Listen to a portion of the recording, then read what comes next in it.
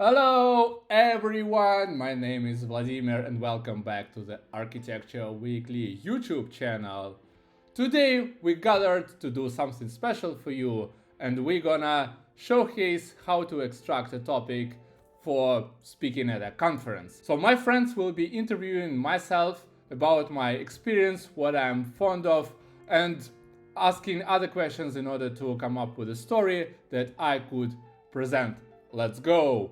And I'm happy to introduce my guests today. So, first of all, we have Vitaly, an engineering manager, a developer advocate, and a mentor. Vitaly, please say hello to all. Hello, hello, hello. Hello, Vitaly. And we have Nastya, who is a professional actress and an acting an acting coach. Okay, Yes. I got it. Yeah. Hello, guys. Hello, everyone. Hello, folks. I'm really happy to have you here today. So, Nastya, Vitaly, what we're gonna do exactly today? All right. Well, first, Vladimir introduced us. Thank you for that. What we want to do, we want to fight the common myth or common misconception that people have quite often. People quite often say that they don't have topics for the conferences, they have nothing to say, their experience is minimal or not interesting to anyone, or they're not charismatic enough, or things like that. So we want to at least fight one myth here, the myth that people lack topics. Nastya? Yes, and this is the question of proper questions, actually.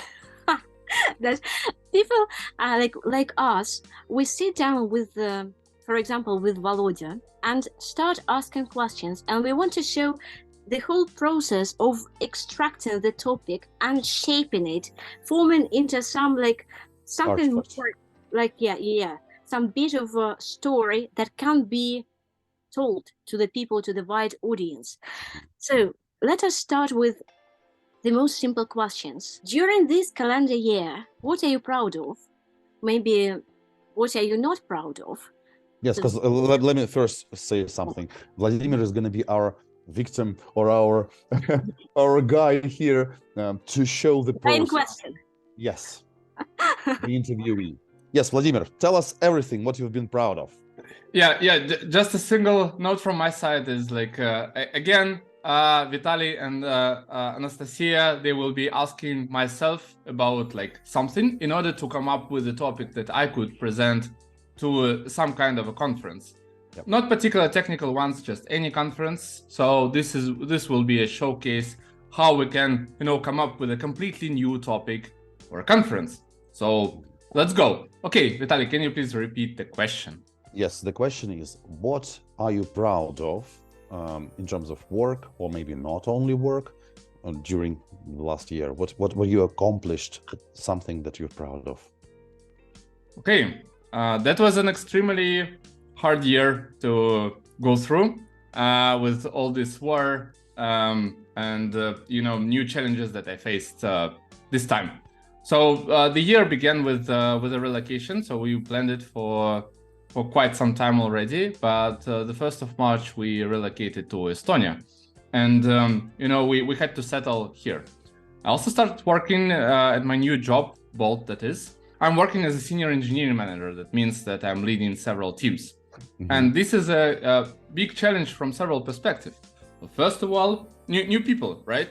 So this is like 20 plus people that I have to, get the respect from to be able to do my job, first of all. And this is a new domain and, new challenges, both technical wise, business wise, and so on. The third thing is that I need to settle in a new country with a different language, different customs, different everything. Because when you live for many years in a single place, you know everybody, you know where to get your cats, you know where to get your haircut, you know how to manage all the medical questions and so on. So new country, this is a new set of challenges, right? And I also moved with my family. So I had to adopt my kids. I need to find a place for my wife to do something while I'm at work and so on. So that was a set of challenges. Another set of challenges, at the work, not only I had to prove myself that I'm a proper person for the job, I also had to bring some value to the company. And hopefully I did so during this year. And several things that I'm really proud of is, first of all, I managed to close all the hiring goals that we had for this year. So I think every company has some plans on the count of people that they want to hire, some positions that they want to close. So I managed to do both from the engineering perspective and management perspective. So I hired all the engineering managers in the unit that I'm leading. I hired all the engineers. So the majority of people already started working. A couple of guys will start working earlier next year. But the offers are accepted, the relocation process has started. So this is closed as well. This will allow us to do a lot in the upcoming year. This is the first thing that I am proud work-wise. Second thing I'm proud is that actually my teams managed to deliver a lot of features and fixes during the year. And we enabled a lot of GMV. This is generated market value. This is how these marketplaces like Bolt, like Uber, like other companies do. So yeah, we brought a lot of value, and I'm going to speak about that with my manager to talk about the career perspectives and so on. Yeah. So yeah, looks like I'm doing good. I'm also proud that I'm able to support the proper environment where people work. So I'm not micromanaging them. I'm creating the culture where they're in a good sense they're on their own. So they're free to autonomous. Autonomous, exactly. So they're free to make their decisions. And the only thing that I do myself, I support them. So I'm kind of opening the doors for them. I'm consulting them in terms from the technical perspective and so on and so on. But they work on their own. So this is a good thing. And I haven't lost a single person in this year. So this is kind of an achievement as well. So yeah, those are the things that I'm proud of work-wise. So can I rephrase them so that I understand them well? So you relocated yourself, your family, you hired people and set up the relocation for them too. You achieved something in terms of team delivery. You supported good culture, and you moved teams to become, well, not moved, shifted them or nudged them to become autonomous, and you had zero attrition, so no one left, right? Right. That looks like a fantastic result. Yeah. But what I want to ask you is, was it hard? I mean, talk to us about difficulties. Was it? Yeah, I agree. Because if you are proud of something, then it means that you achieved something, that it was a challenge. So what was hard? It was extremely hard, I would say. It was the hardest year so far. Wow. And how many years of experience do you have in total? Well, I think it is almost 15. 15, and as an engineer or engineering manager, or as a software specialist, let's say. So I started 2008 in Motorola as junior intern build engineer and so on. So I switched roles. I was a mobile developer, backend developer. I was a solution architect, and eventually senior engineering manager. And once you said it was extremely hard. So I want you to focus on this bit of information. What I'm particularly looking for, the changing of your perspective. For a good story, we need the development of a character. You have your presets, so-called, what you have in the beginning, and coming through the journey of a hero, then these presets are getting changed. So we have one version of you in the beginning and the second version of you in the end. This is kind of, narrative. Information. Yes, that is the narrative we're looking for. Could you walk us through all your changes, bit by bit, step by step? And I don't want you to jump to conclusions. I want you to walk me through, for example, I'm sitting on call with my colleagues. I'm talking to them. I'm I think it is all right, but then they start talking about I don't want you to tell me the result of it. I want you to tell the story of it. How hard it was. How hard it was, yes. How hard it was to hire people. How hard it was to maintain the company. How hard it was to maintain the culture. And every Or how hard it was to find a place in the kindergarten for the kids. Yeah. And especially, I want to avoid you. I want you to avoid the structure. It was hard to me. I don't want you to describe the feelings. I want you the raw facts. I want people will come up with understanding that it was hard. You are influencing me with your story. That my thought. I have to think, oh fucking hell, Volodya, it was so hard for you. Not you saying that. You're just merely describing all your journey. Understandable? Yeah, pretty much. Okay, let's start at the beginning of the year. So basically, I had something going really well for me because I was prepared. I was thinking about myself as a really seasoned manager as well, I would say, because in my previous place, it was a really easy thing to do the job, and I was leading a department of 50 plus people, and onboarding there and gaining trust and all that stuff was easy. So I was thinking to myself, hey, I'm gonna come to a new place and kick asses because this is who I am. Yeah, this is the first thing. Second thing is that I was pretty much naive about how things work and about how how I would say political systems work in a nutshell. And I was thinking, hey, everybody loves me because it's me, and everyone in a new place is gonna like me because this is how it should be, right? So yeah. And when we came here, I was really thinking a lot about myself. I was like, okay, I'm meeting new people, I'm gonna immediately tell them how to do things. For example, I was saying hey, you're doing stand-ups poorly, and yeah, you just go to my blog and read an article about how to do stand-ups.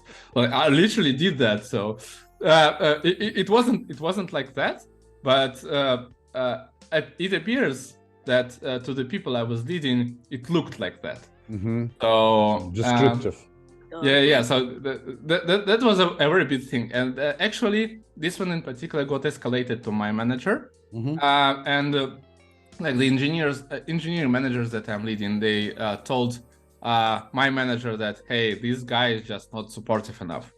He's not telling how to solve problems. He's just picking at the articles for us to solve the problem on their own. So that was not great from my side. So it was rude. I was very overconfident, right? So that was not going really well. So yeah, this is the first thing. Second thing is that I wasn't really sure what I had to do, because when you're a programmer, it's really easy. You just pick a task, ask some questions, understand the problem, solve the problem technically. It gets deployed to production. Here we are. That's it. Yeah, that's all. When you're a manager, the timeline that you affect is much longer. So the feedback cycle is much shorter. So when you make a decision, the effect of this decision will come up half a year later. Yeah. And only now I see that I made several good decisions. So they're playing out well, but this is a lot of time later. Also, the hiring was a challenge because this is new people and you don't know them, you don't know their values, despite you're trying to figure them out. And you need to hire some people. So what I did, I was trying to make assumptions that my values will eventually fit theirs, because during the hiring process we had a lot of conversations about what's valuable, what not, who we're looking for, what we value in our work, being autonomous, being free to make their own choices, thrive, grow professionally, and so on and so on, like respect each other and so on. So what I did, I was not only hiring, like I wasn't the single decision maker for every new hire. So I was not like previously in the previous job, I was like, okay, I like this guy, we can hire it for this team. Yeah. Now what I do is like I'm trying to understand if I like the person, in particular professionally, of course. Then I get him a team fit interview with the team themselves, and then if I really like the person, then I try to work with their feedback and see if I can convince them that this is a good pick for them. But for example, I was hiring an engineering manager for the tax tech team, and we had like 4 or 5 final candidates, and the team only accepted 2. And one rejected the offer because of the compensation package, and eventually we hired an NEM. But that was hard, and like everybody around our unit was telling, hey, your team is really picky. So they were not fond of the candidates that we got them. But yeah, eventually I solved that problem, and I got the acceptance from the team. So hey, okay. But it means that you assumed that the team values were different. Like the values you assumed the team had was different from what they actually wanted. So you brought them candidates which they disliked, right? Well, they're not like it's not like they disliked it. They had like several concerns, and the degree of those concerns were different. So with some you could work, you can say, hey, okay, got your concern, agree, but we can work around that. We can train the person like to overcome this, right? And with some concern you just can't do anything.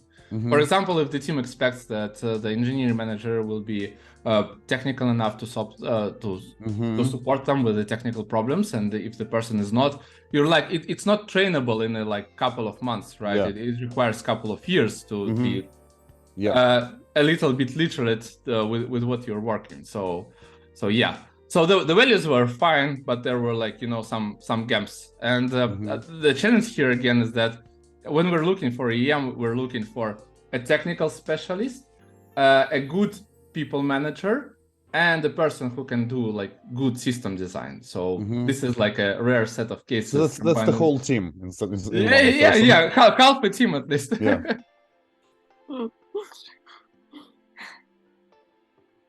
Okay, so you were talking about being rude. So that was the cultural difference, or not rude, overconfident, that you were overconfident with people. You were telling them what to do, and that case was even escalated to your boss.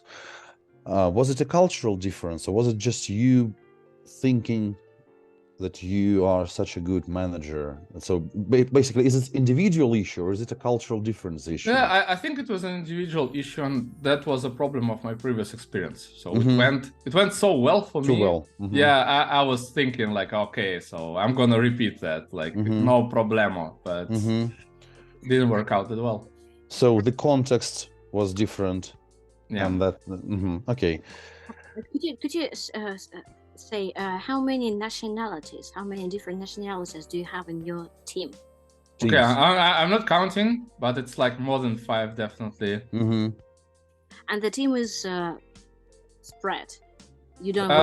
Yeah. So we have geo-distributed team. So we have people in Germany, we have people in Azerbaijan, we have people here in Estonia, we have people in Poland. Where else? Hope I haven't forget anything, but yeah.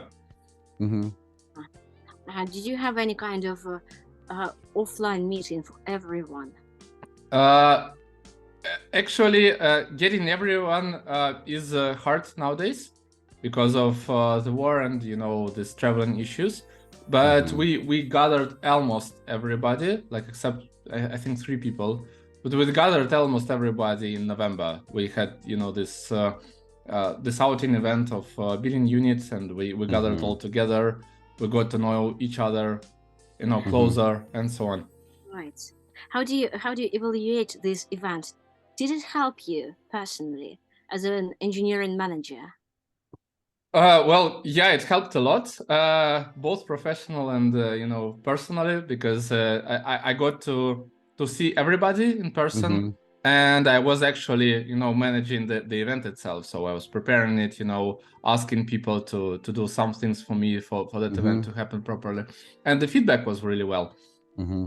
There were just a minor things that we could improve, but generally it went very good. Congratulations. I think that the magic of your personality, like the thing you've expected to work, it works in person. Like, and we very often we underestimate the influence of talking in person to people. Yeah. And then it starts to imply the same attitude while working online, and it doesn't work, and we're just, wow, it doesn't work somehow. So yeah, nice. And And you mentioned that you had to gain technical respect. Well, if you can say so, from the team, so that they respect your technical abilities and technical knowledge. But how does it even work? Like, you come to a new company, you have to be onboarded, you have to get onboarded to their stack, to their context, to their business model and domain model and everything.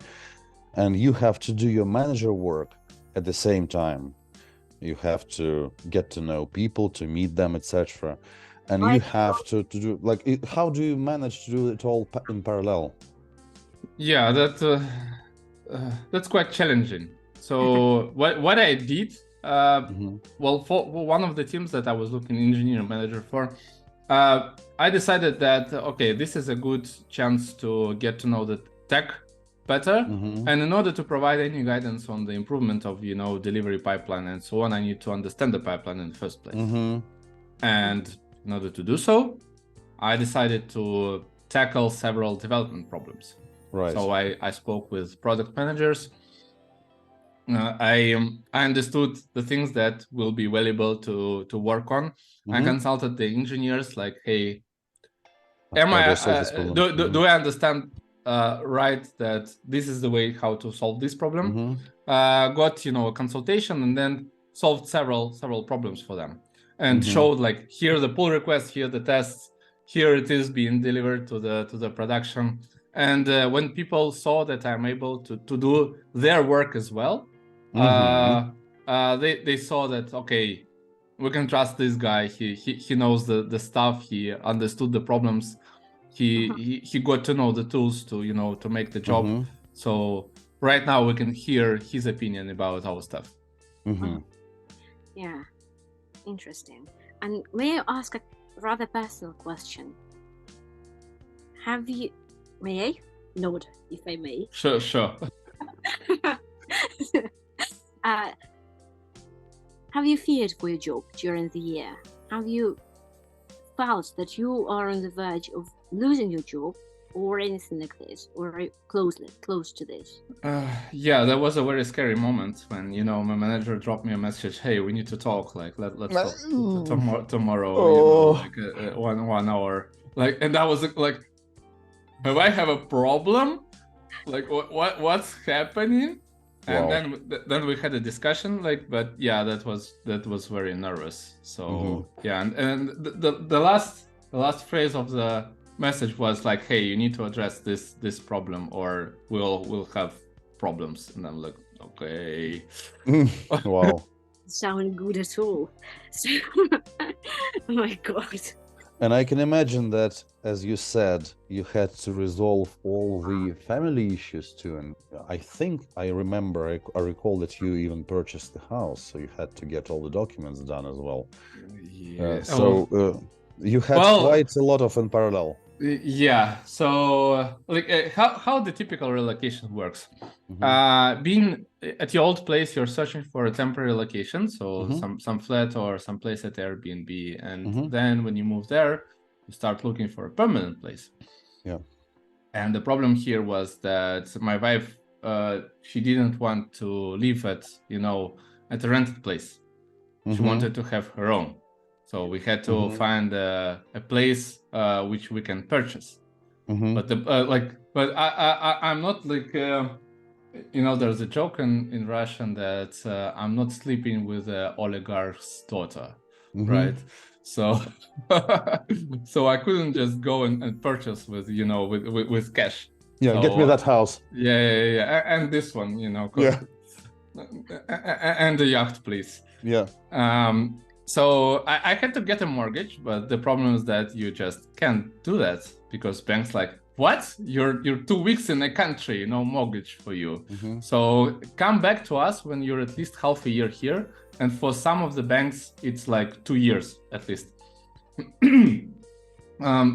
So what we did, we started to looking for a place, and then started to looking for an option how to do that in the first place. So we found a company that is helping people like us. So they're buying out the house. They're sub-renting it to us, right, while we accumulating the funds to get a mortgage, and we're waiting for the moment when we can get so. And then once we get the mortgage, we're buying out this house from them. So their benefit is this renting price, so per month, and my benefit is that I'm getting a house, but I'm overpaying a little bit, but that's fine. So we went to this scheme, and just last month I managed to sign a mortgage for that. So congrats. Yeah, that was a very good finishing for the year. Yeah, thank you very much. Congratulations. That's cool. Let us a little bit summarize. Sum it up. So what I'm looking for, I think lots of people are relocating right now, and maybe it's more difficult for engineering managers than for developers. Sure. So could you tell us briefly, what have you learned? If you look on your set of qualifications before you relocated and after your relocation, and after a year, almost a year. May I even generalize here a bit? I think that if we look at a certain company, this company or that company will have particular requirements for engineering managers. There are no universal requirements. What I'm saying is that, can we generalize here, Vladimir? Not only talk about your experience, or you, Nastya, want Vladimir to only talk about his experience? I want to, right, okay. Personal experience. For example, I thought that people will like me. I'm very simple one. People will like me, but afterwards I learned that I have to do I have to be more open or something. Get trust. Yes. If you look back at all your experience and all your knowledge as an engineering manager, and at what you expected the things to be and how they turned out eventually, I want to emphasize this difference. You thought it would be like this, it turned out like this. Well, first, I think Vladimir said that he thought he would be trusted as a very experienced engineering manager, because back in Russia he was like that, and every chat I sat with Vladimir, he is well perceived there. Yes. Then that's one thing, and people don't know you actually there. They just don't know you in Estonia, right? Yeah, that's correct. And widely in Europe, because you have a very spread. Yeah. Not so wide in Europe yet. Well, I would say that the main lesson is that you need to really check all your implicit assumptions that you have, and it's much better to have them listed out and what I think is gonna happen, and then check it one by one when you're actually at the job. So do they really perceive you with such respect that you would expect them to, and putting little minuses there, and having a plan, what you're gonna do to first of all check this assumption, and if it's render false, then what you're gonna do about that. This all sounds like non-functional requirements to me. A system. Can you say some more implicit assumptions? Because I think that is very important for engineering manager to think that the way he thinks, the way he communicates, that's an implicit assumption, and that might change. That is the subject to change when the circumstances are changing, and not everyone is ready, and not everyone even is thinking about it. I would say so. The first assumption, we already discussed that about being respected right from the get-go, Second thing is being able to deep dive into the business very fast. So the business is usually complex, especially if you're working in the core subdomain of the business. It should be complex, otherwise like it doesn't work. So don't expect yourself to be on board in like 2 or 3 months. So it takes much more time. This is the first thing. The third thing is that you need to check if the style of work that you're used to is adapted in the company that you're coming to. Right. Because for example, like I don't want to say that this is a specific of the country or nationality or anything like that, but in previous places where I used to work for, there was this a little bit of a broken culture that you need to die at work, right?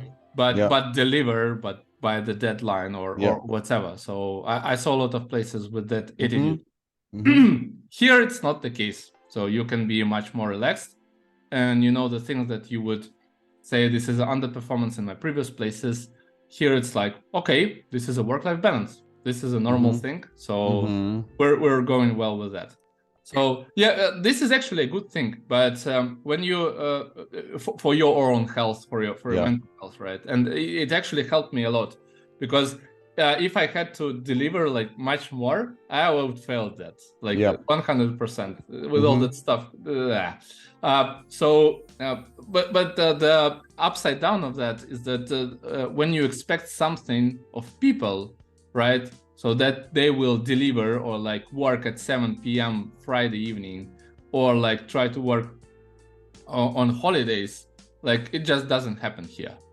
In extremely rare cases, but generally that's not the case, and I think that's great. So that people can balance their personal life with the work life and not dying for like somebody else's. But this is very important. What you have just said is very important, because an engineering manager is channeling or reinforcing the culture, and if his or her culture, her own internal culture, is different because she just relocated from the company, that might be quite a huge risk for the company, because like for the developer it's much worse of much less of an influence.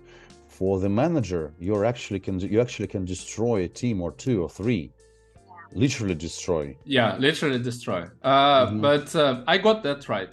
So one of the feedback that were half a year before, so we had like a half a year check, and one of the feedback from my boss was, you have the heart like at the right place. So you care about people, care about them being well, and so on. So that was okay.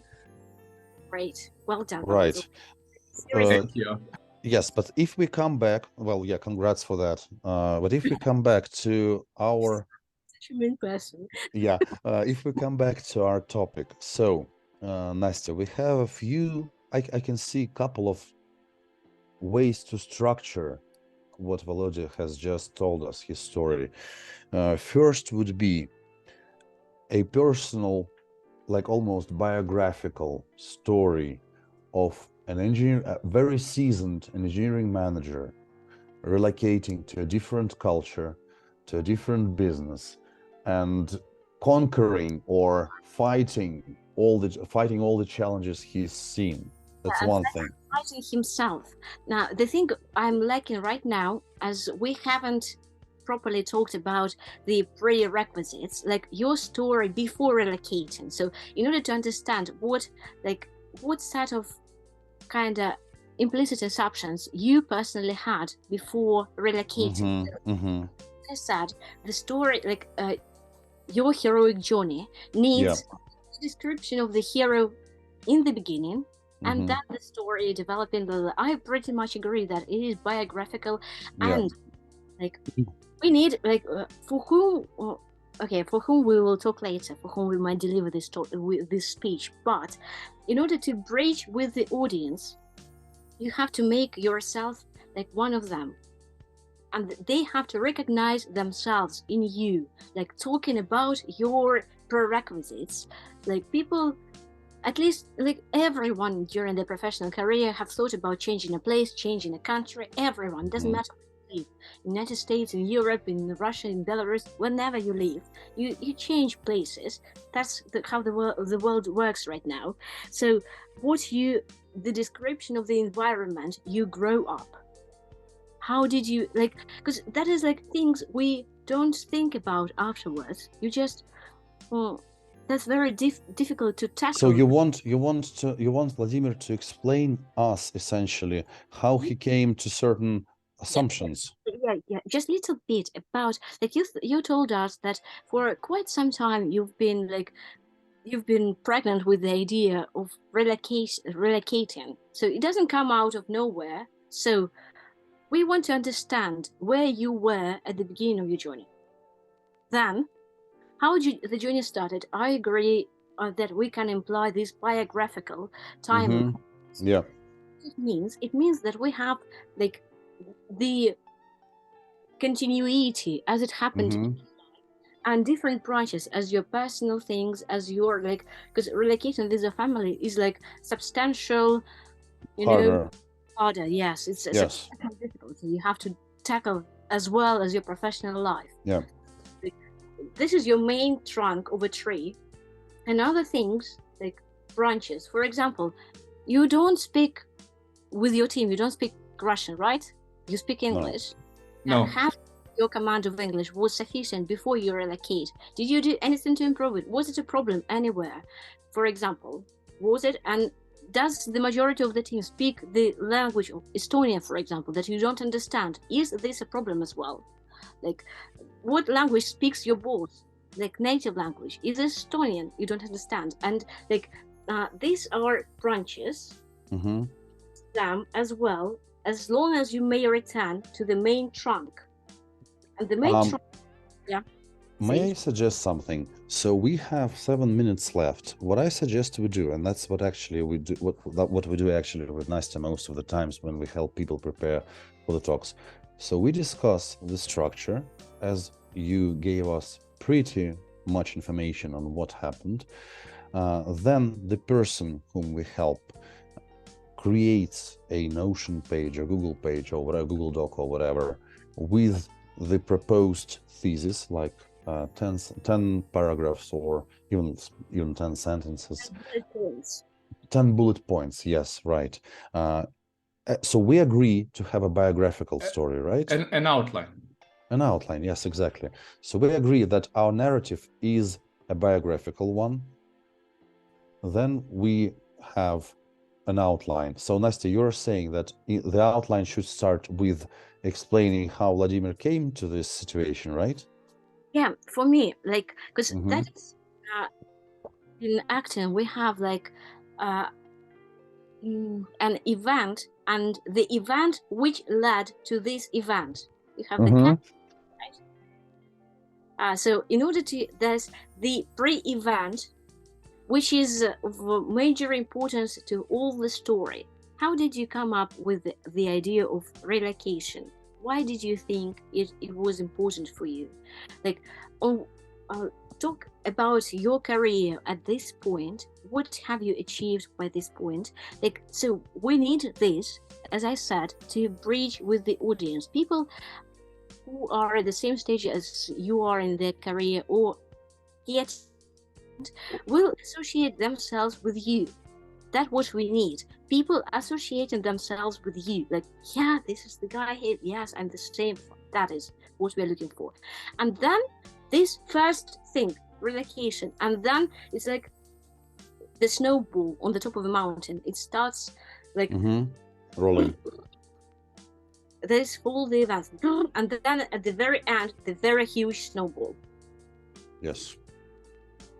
Do you agree with it? Say something. Not at least. Okay. Okay. That sounds interesting. Yeah. So do you want me to to provide that starting point? Yes. What is your starting point? How did you? Well, my starting point was I was willing to relocate for 10 years straight. So I just wanted to. So you're preparing for quite a long time. Yeah. Well, mentally, of course. Yeah, the two drivers that influenced me the most were I didn't want to spent all my life in a single place, right? So I wanted to try how to live in a different place, like not necessarily Estonia, but just somewhere else. This is the first thing. And second thing was that those processes in Russia that were happening for a long time, they were, driving the country in definitely wrong direction. Just at some point, like the middle of last year, I decided that, hey, this is too much. Yeah, this is too much. This is not going to work. This is definitely a point of no return, and we need to do something about it. Right. And for in terms of your career, you had how many years of engineering manager experience? I would say it's like no, it's not formal, so it's like more like 4, because I started doing the engineering manager work back at EPAM when I had a small team, and while you're solution architect, you have to play the role of engineering manager for your team, because there's nobody else to do that, so that's you. So it's like 4 years, maybe 5. 4 or 5 years. So first it was an outsourced company, EPAM.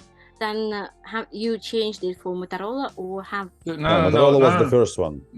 Yeah, I went from EPAM to Tinkoff. I spent more than a year there, and then relocated to both. Right. Have you? So that is the journey of an engineering manager. Have you anticipated that there will be some differences in European engineer? Have you thought of any other companies, for example? Well, I was going through some interviews with Amazon back then. I thought that I was really prepared, because during EPAM you're working with different European countries. For example, I used to work for Inditex. This is the company that owns Zara, Massimo Dutti, all these brands. This is a Spanish-based country, so I was like, okay, European, thing. So, yeah, they were really hard workers, by the way. So, despite all the, prejudices. So yeah, I was thinking like, okay, that shouldn't be a problem. I speak English really well, so like, all gonna be fine. Easy peasy, yeah. Easy lemon squeezy, hard lemon hard. Okay. So the prerequisite is very positive. You have experience and you have bright ideas, and you've been thinking and planning it a lot. And that is political situation, which was the trigger. And then you relocated, and then we managed to come up with a sequence of events. For example, as I see them, like the thing with this. When you being directive, telling them to change something based on your article. The whole episode, actually, not jump into the conclusions, but the same way you told us, like the story. Yes, the story. The next story, which I think we haven't covered like really well, the story of hiring people and finding people. Interviewing in different language, different people who don't speak. Who for whom English is not their first language is a different thing, because you can't person not that well as in the native language. Then how many interviews have you had? You have to list everything. Nastya, we've got 1 minute left. Let's proceed with the structure. I don't know. I had 50, I think. 50. So what is Nastya saying? Every single story needs to be an anchor for some information that you are giving to people. Yeah, exactly. The story is the prerequisite for a conclusion you are telling the people. Or the people will come up with this conclusion themselves, whatever. Kind of formulators it then I decided and then came up to this conclusion. No, it's not a thing. But from your interviews, you say you have 50. That's a nightmare. That's a fucking nightmare. So you analyze all this. It's better to talk about them in detail. What you remember, what was your fears, and what have you understood? Where do you consider anything as a failure interviews? What was the most unexpected thing you have discovered? Then we have to find out what else? The next block. There is, I would say that there is, in parallel, the family story, not the family story, but the issues that, like in a normal situation, home is where you recover, where you have your calmness, where you just come and rest, right? In a situation when you need to find out a place where, or a company which can help you get the house, it's not the calmest place on earth. You're worrying a lot. So this story, I think, just adds a lot to the overall complexity of things you were witnessing and fighting. Yeah, and as well as you said, a very strange phrase. You have to find something for your wife to get. Yeah, and then we have this gaining trust at work in terms of technical stuff, because you told us the story that you had to develop a few features yourself. Then you said that you were supporting something in terms of culture, and you managed to have zero attrition, so no people left your teams, which means that there is an underlying story there too. You can tell people what exactly you were doing. A few obvious examples, I would say, you can remember them, like what you did. You've mentioned you gathered everyone in one place. At least that is very important to know, to mention. Yeah, but you probably talked a lot to everyone. Yeah, sure. Yeah. I mean, certain particular examples of actions need to be there. Yeah, but you know what I liked as well about you said in the beginning, that you didn't know exactly what to do, what is like what you're supposed to do at the position, and like coming up with understanding as well is hard. We can combine it with understanding what is required. Thing you have to do. You're a senior engineering manager. Nastya, we ran out of time. Let's do what we agreed on. So Vladimir comes up with a Google Doc or Notion page or whatever, with the list of with the outline, with a bullet point list of things, of stories that would be anchoring some changes that he had to have. And then we gather for another call to work with this structure. What do you think, Vladimir? Sounds cool. So basically you expect me to come up with bullet points. So like start of the journey, story number 1, story number 2, story number 3, and some kind of, summing it all up.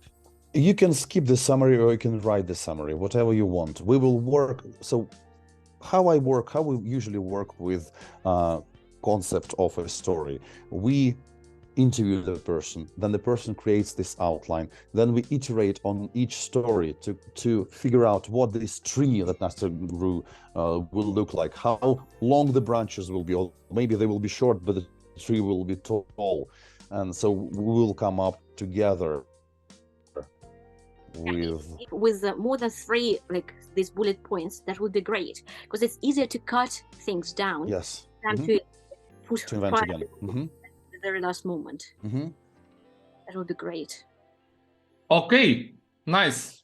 Thank you very much, folks, for this extraction. So that was kind of a psychotherapy, because I was reliving this experience and summing it up for myself, and we actually came up with a topic that we can continue working on. And like I envision it giving it a some kind of a conference for engineering managers, like how to come as a senior engineering manager to a new company in a different country. So that looked nice. Thank you very much for your help. Thanks. See you next time. Have a nice day. Yeah, see you next you time. Too. Thank you. That's it for today. Thank you very much. Hope that was interesting. In such a case, don't forget to subscribe and hit this like button down below. And if you have any questions or feedback, please leave a comment down there so that I can improve the content on the channel. Next time we're gonna have another session where we will build up the proper outline for our talk, so be sure you subscribe. Thank you very much.